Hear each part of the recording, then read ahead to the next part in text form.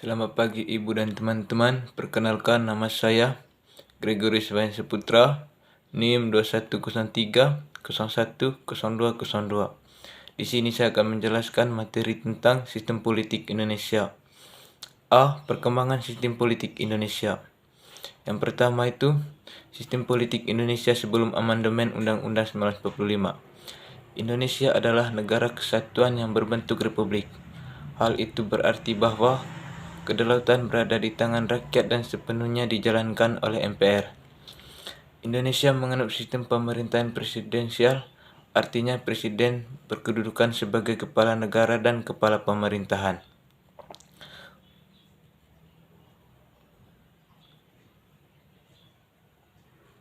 Undang-Undang 1945 adalah konstitusi negara Indonesia yang mengatur kedudukan dan tanggung jawab penyelenggaraan negara, kewenangan, tugas, dan hubungan antara lembaga-lembaga negara.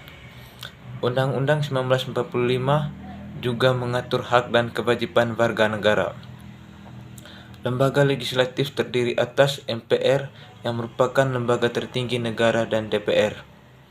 Lembaga eksekutif terdiri atas presiden dan menjalankan tugasnya yang dibantu oleh seorang wakil presiden serta kabinetnya. Lembaga yudikatif menjalankan kekuasaan kehakiman yang dilakukan oleh Mahkamah Agung sebagai lembaga kehakiman tertinggi bersama badan-badan hakimnya. Yang kedua, sistem politik Indonesia setelah amandemen Undang-Undang 1945. Pokok-pokok sistem politik Indonesia setelah amandemen Undang-Undang 1945 adalah sebagai berikut. 1.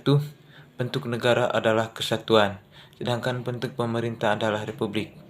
NKRI terbagi dalam 34 daerah provinsi dengan menggunakan prinsip desentralisasi yang luas, nyata, dan bertanggung jawab. Dengan demikian, terdapat pemerintahan pusat dan pemerintahan daerah. Yang kedua, kekuasaan eksekutif berada di tangan presiden. Presiden adalah kepala negara sekaligus kepala pemerintahan. Presiden beserta wakilnya dipilih dalam satu paket secara langsung oleh rakyat. Presiden tidak bertanggung jawab pada parlemen dan tidak dapat membubarkan parlemen. Masa jabatan presiden beserta wakilnya adalah 5 tahun, dan setelahnya dapat dipilih kembali untuk 1 kali masa jabatan. Yang ketiga, tidak ada lembaga tertinggi dan lembaga tinggi negara. Yang ada lembaga-lembaga negara seperti MPR, DPR, DPD, BPK, Presiden, MK, KY, dan MA. Yang keempat, DPA tidak ditiadakan, yang kemudian dibentuk sebuah Dewan Pertimbangan yang berada langsung di bawah Presiden.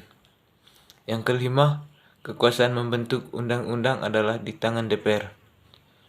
Selain itu, DPR menetapkan anggaran belanja negara dan mengawasi jalannya pemerintahan. DPR tidak dapat dibubarkan oleh Presiden beserta kabinetnya, tetapi dapat mengajukan usulan pemberhentian Presiden kepada MPR.